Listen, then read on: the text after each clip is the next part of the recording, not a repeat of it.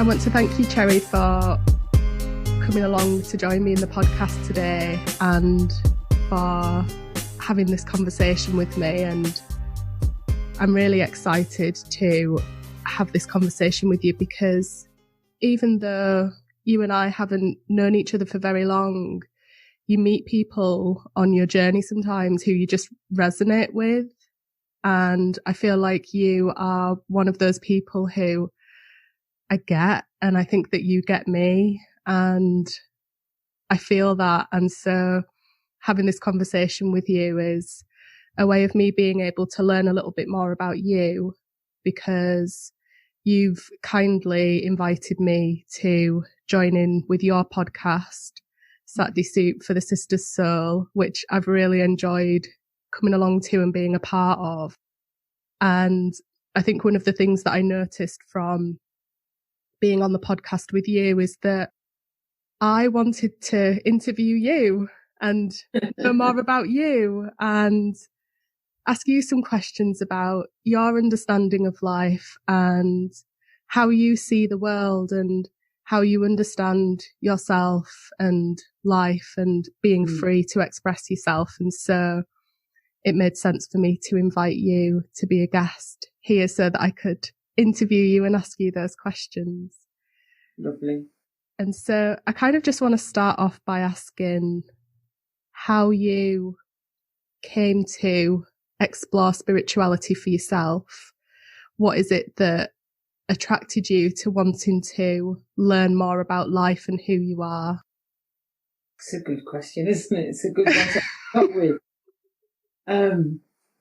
Wow. So I would, like, the first thing that comes to mind is that I was raised in a Catholic school, and all of my education has been in a Catholic setting.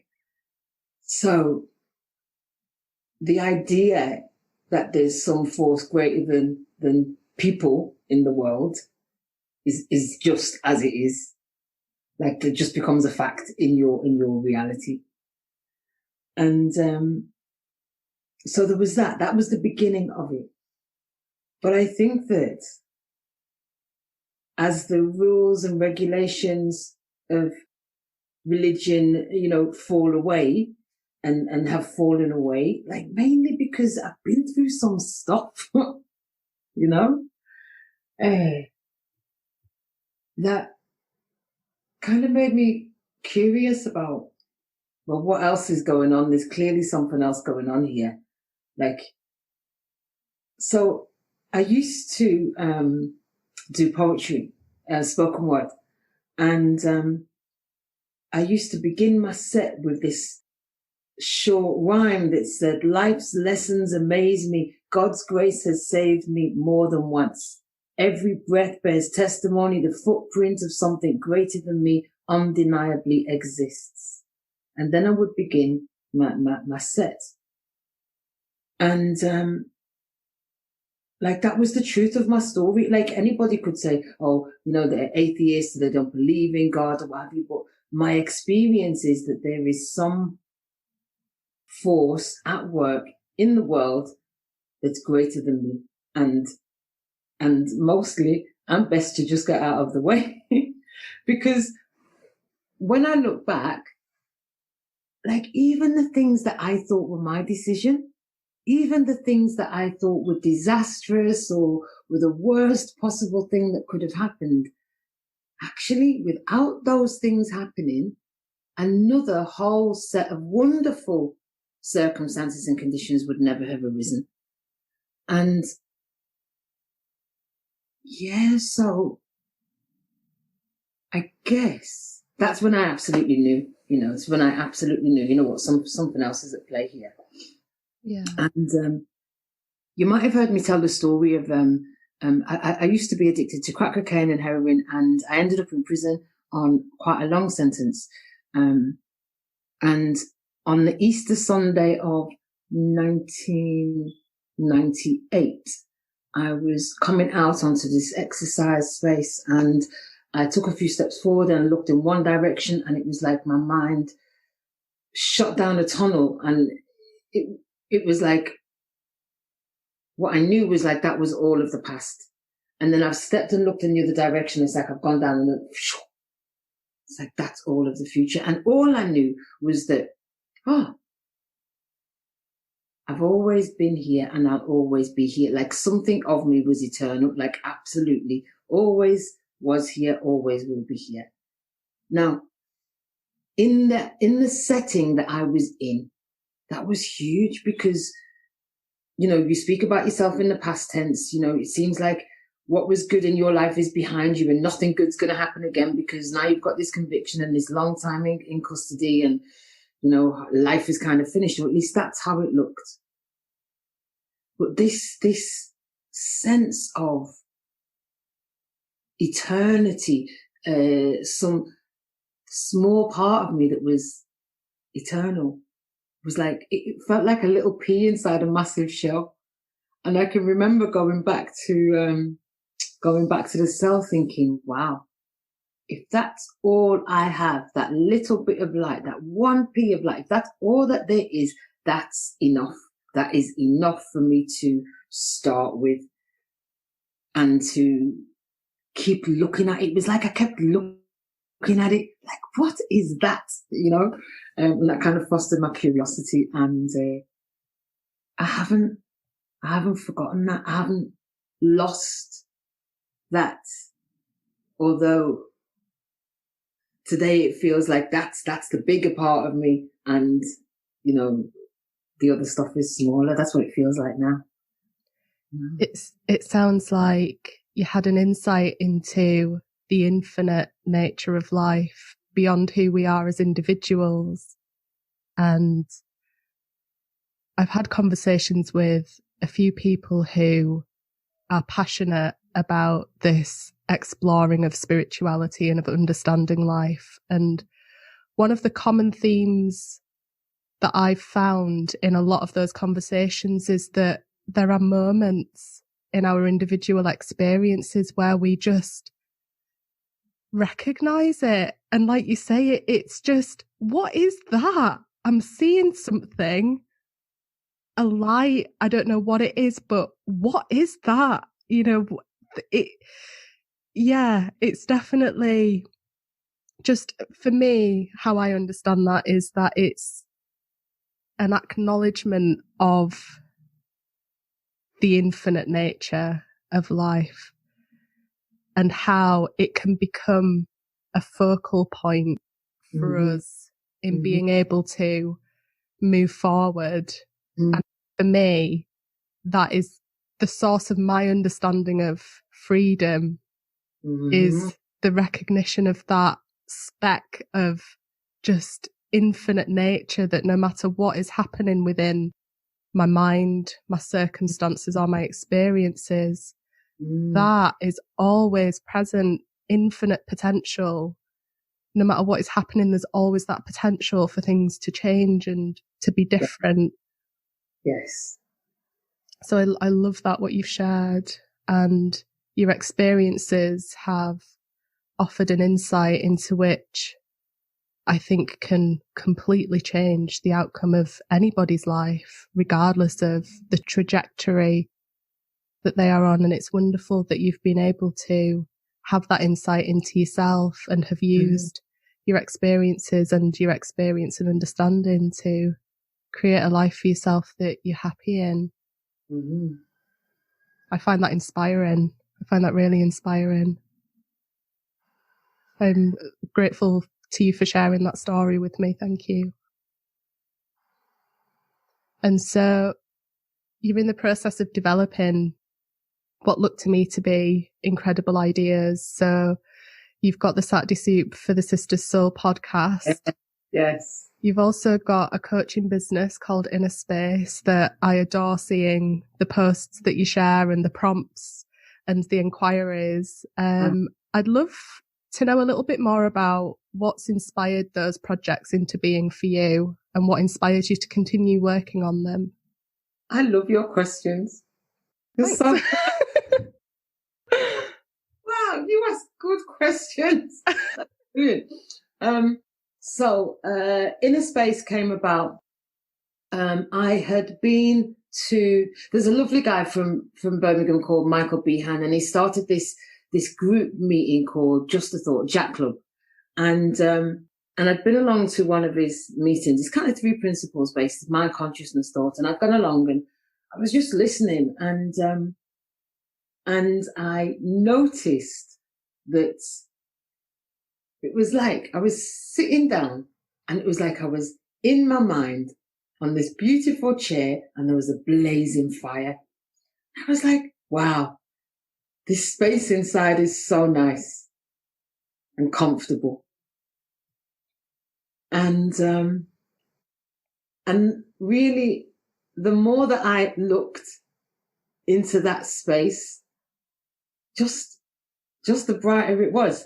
And I can remember telling the guys in the group that, like, wow, this is what it's like inside. Like the sun shines on the inside all the time, never ever goes out, which is kind of like what we were saying, right? It's akin to the first thing that I saw going back to 98.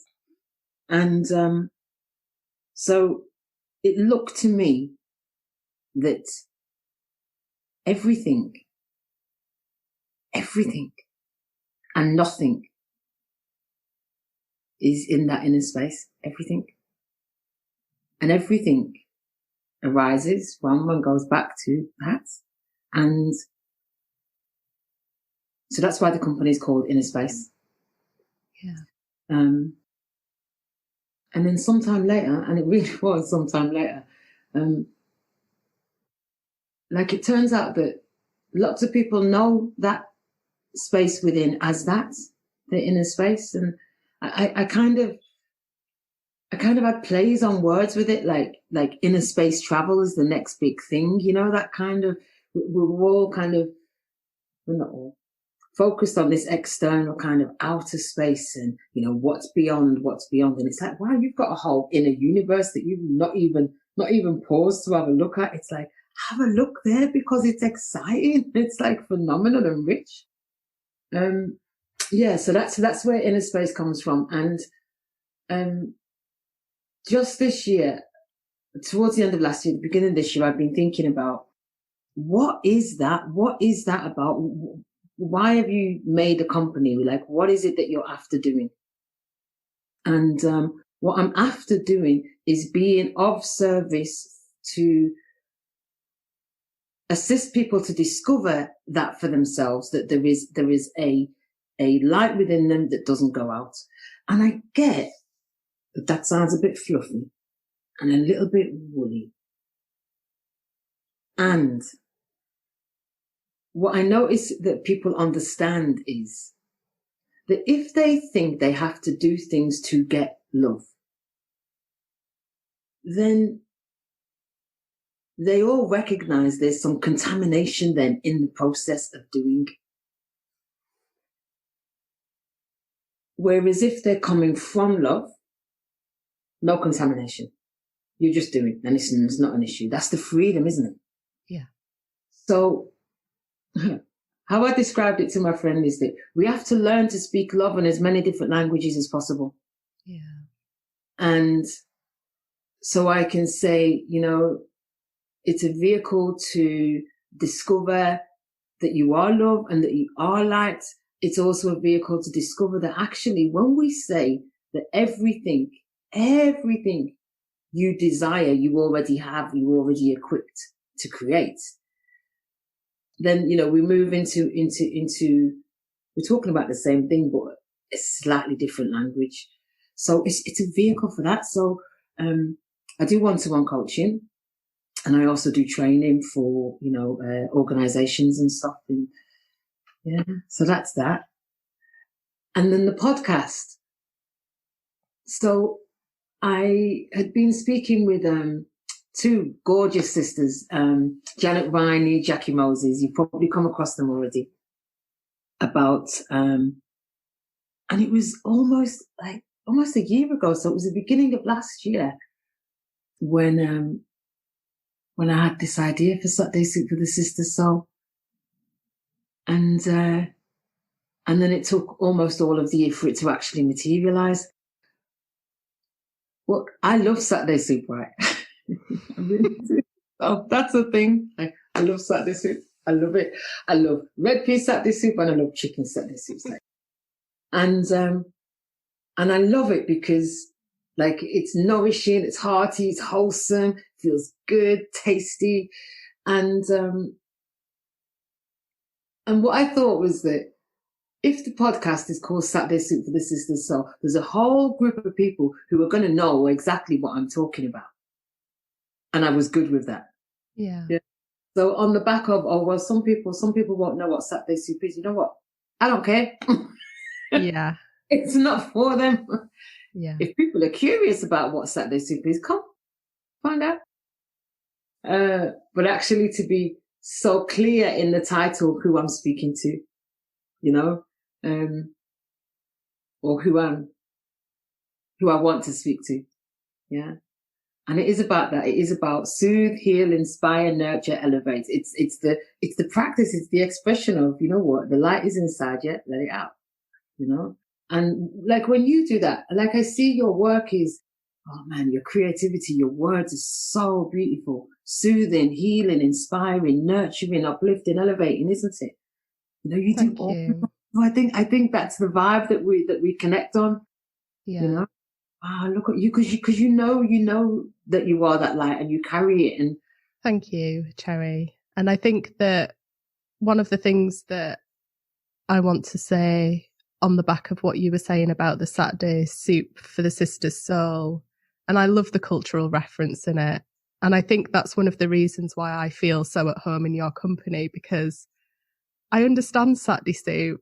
You know, when I was a child, my grandma used to make Satday Soup. I used to stay at her house at the weekends and we'd have Satday Soup.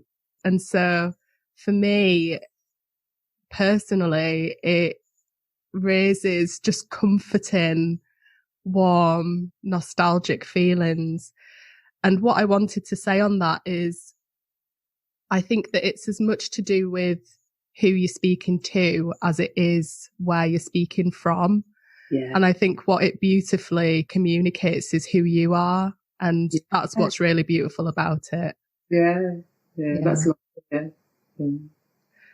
And I'd love to share links of how people can listen to the podcast and also get in touch with you about your coaching practice. And so I'll definitely include those in the description for the podcast so that people can reach out, because I think you're offering something incredibly special. And I think you're offering something that is incredibly powerful for people in being able to find this for themselves.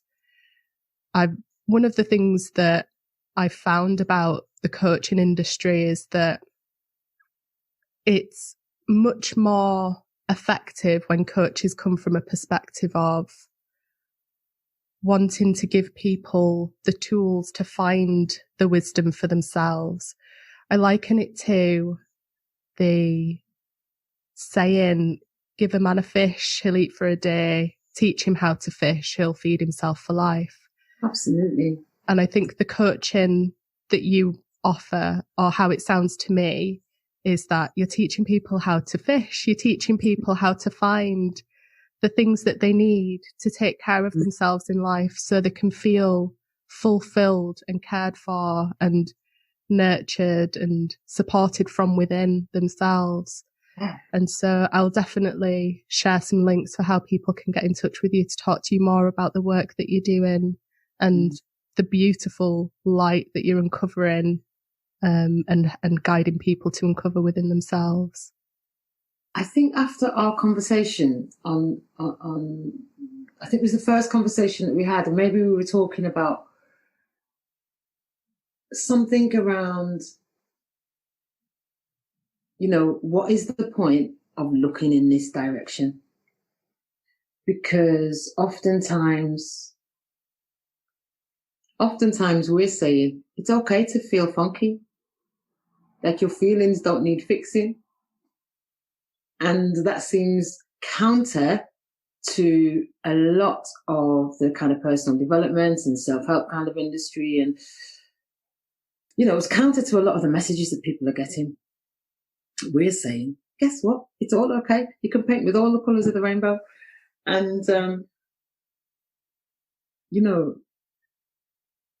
it's that, isn't it? When you're, you know, your podcast is called Free to Be. And what I understand from that is that actually when we kind of remove what's in the way, then you're free to be, like, to express, and that's it. Yeah. And there isn't anything else. There isn't anything else to do, as far as I can tell. Yeah. Like, there's nothing else to do except just enjoy your life. Whatever's going on at the moment. Yeah, and even when you're not enjoying it, like, that's okay too. Yeah. Like, you know, it's so funny. I was at work today, and a conversation happened somewhere, and I had the thought, I hope I don't have to speak to that person again. And I noticed that I had that thought, right? And then I sat at my desk and I thought, what a ridiculous thing to think. And I thought, isn't it funny how we build these houses of cards, of expectations? I hope that never happens to me again. I hope I never have to go there again. She's like, it's such a ridiculous thing. And it's like how to set yourself up for a fall in a very short moment. Yeah. And, you know, when you see it in the moment of it, it's like, oh yeah, that's how we trip ourselves over. That's how we knock ourselves down by, oh, I hope that doesn't happen. It's so ridiculous. You know, I hope lockdown doesn't happen again. Lockdown 2. Oh, I hope lockdown doesn't happen again. Lockdown 3. It's like, actually, it seemed to me this morning to be like, man, that is a waste of hope. Cancel that. Like, my hope can do way better things than that. I'm not wasting hope on that ball. I know exactly what you mean. And yeah. I think that what I came to understand about thought and what has helped me to let go of the conditioning that I was given is the realization that all of the thoughts that I think, regardless of the content, regardless of how they make me feel, are made of the same stuff. Yes. So the essence of thought is the essence of thought. The images that it creates, yes, how I interact with those images and how they create feelings, yes, is something that I have some level of movement in. So the thoughts themselves don't have any authority over my behavior. The thoughts themselves don't make anything happen. Yes. They're not the cause of anything that happens in my life. They're just thoughts. Yes. How I engage and interact with them is what affects my life and my circumstances and how I see things and what I do. And so once I learned that, even though I still engage with my thoughts, it's not like there's this complete detachment of just the thought stream and I am just existing in it. But I'm more observant of what's happening. Yes. I can recognize the processes of if I'm getting myself into a stressful state, it's because I'm engaging with the thoughts that are showing me stressful content, you know? So there's just there's just a level of observation. And then in that observation and recognition, there's just that little bit of room for me to consider how I behave and what I do. And that is what makes the changes in life. That is what creates the transformations in the circumstances and how we feel in our relationships and how we respond and react to what happens to us. So the thoughts themselves can be what they are. You know, like you were saying, you had this thought about a colleague, and once you know, it may have been that in the past there was a point in time where that thought would have been something that you had to listen to or engage with. But once you think, well, it's just a thought, it doesn't mean anything. I don't have to do anything with it. It's just a part of life expressing itself. It can be what it is, and I don't have to do anything about it. Yeah, absolutely. the kind of analogy that I use is that, probably already said this to you as well, isn't it? The icicles don't look like what they're made of. Yeah, you see the icicle, it looks like a solid thing. Bit of light, bit of heat gets onto it, and it starts to look like water. But water doesn't look like what it's made of. Water's made of 2 hydrogen molecules and an oxygen molecule, isn't it? Yeah. Doesn't look like that until it gets really heated up and it starts moving around. And then it's like, oh, yeah, look at that, water's a gas. You see it? Yeah. And to me, thought looks like that. So, I hope that doesn't happen to me again. Icicle. Yes. Now, because you and I have been looking in this direction and kind of open-mindedness and a little bit aware to notice, the icicle's not really an icicle, it's really gas. It's really made up of hydrogen and oxygen, and actually underneath that, it's made of energy. Yeah. It's like, but if you don't know that, then it looks like an icicle and it feels like an icicle. And no matter what you tell me about it, that's an icicle. Yeah. And my conditioning is the thing that's keeping the icicle cold. Yeah. Yeah. And it's like, the hope is that somebody listening to what you're saying, this conversation, that it makes some space in their conditioning for the heat and light within them to thaw that out for a minute. The question of, what if that's only a thought? What if it's not true? Just what if? Like, I think curiosity is such, like, it's good medicine. Curiosity is like good medicine. Whatever appears to be fixed, a little bit of curiosity to it, and suddenly, it's not so fixed. Yeah. Not so fixed at all. And I hope that some space, because as you said, that's where the shift can happen. That's where something brand new can occur. That's where you can see, I don't have to believe that story. Off you go. Crack on. And I think curiosity is what inspires this continual inspiration to want to explore this inner world. That speck of, what is that? What is that light that I can see? What is that? Yes.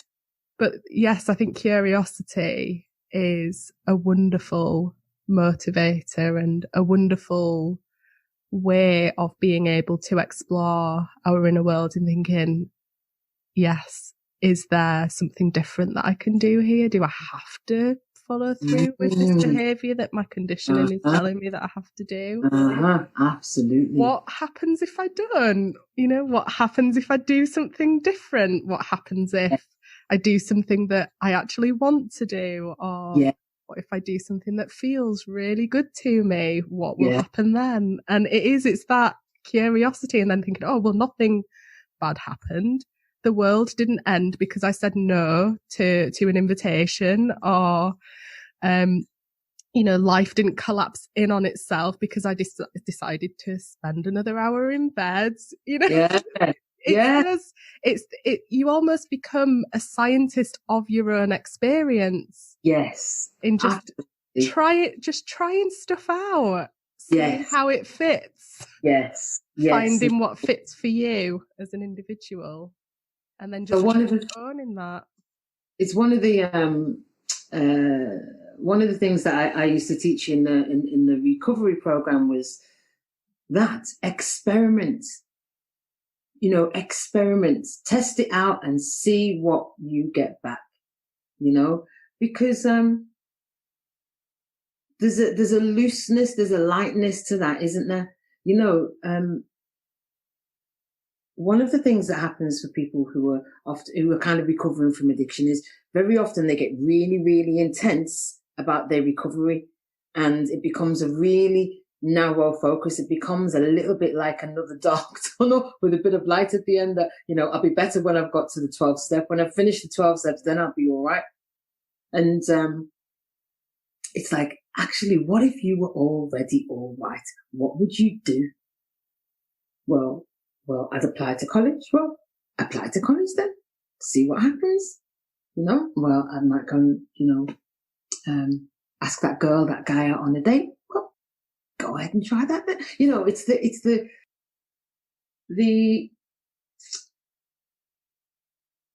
the permission to be less intense and to be open to feedback from life. Like, that's what scientists are really good at, isn't it? They're like, oh, what will happen if we do this and do that? Oh, well, this is what happened. Well, let's try something else then and do that. Yeah. I love that. And I love everything that you've shared this evening. And for me, I don't have any other questions that I want to ask now, but I would absolutely love to continue this conversation another time and just explore more of this inner space and inner world with you. But for now, I just really want to thank you for agreeing to have this conversation with me and for sharing so openly your heart and love and life. I really appreciate it. Thank you for inviting me to your podcast. And I'm absolutely buzzing that you've started doing it. I'm just like, oh, girl, go on. Thank you. Yeah, Isn't it? It felt like a good step for me to kind of translate the things that I like to put into words on a page into audio and sound. Wonderful. Yes, thank you for your support and encouragement. I really appreciate it, and I wish you all the best with the things that you're working on as well, and hope to chat to you again soon. Thank you. Lots of love, Cheri. Bye. Bye.